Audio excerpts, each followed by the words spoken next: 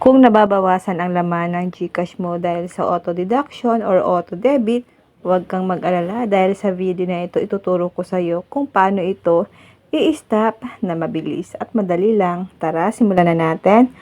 Una, buksan lang natin ang ating GCash app.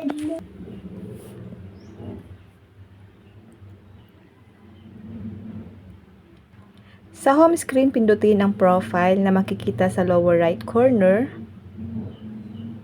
at hanapin ang My Link Accounts. Hanapin at itap ang My Link Accounts o Subscriptions Auto Debit. Yung My Link Accounts, tap lang natin.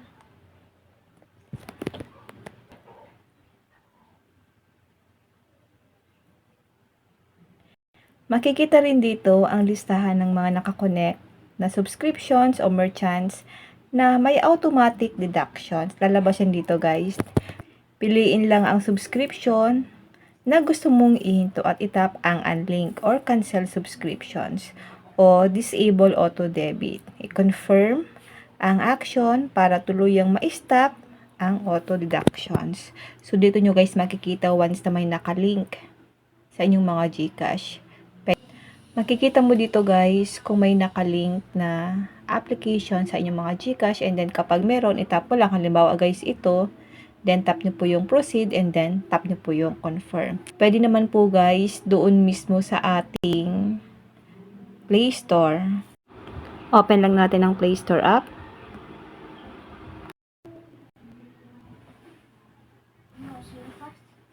Tap profile.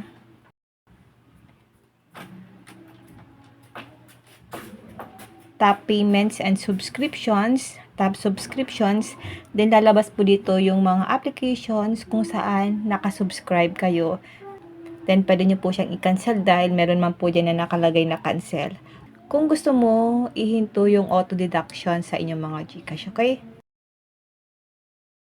Important reminder, kapag na-cancel mo ito, hindi na automatic mababawasan ang laman ng GCash mo sa susunod na bidding. Ayan, ganun lang kadali mag-stop ng auto deduction sa GCash. Kung nakatulong ang video na ito, huwag kalimutang i-like, share at follow para sa mas marami pang helpful tutorials. Salamat sa panonood!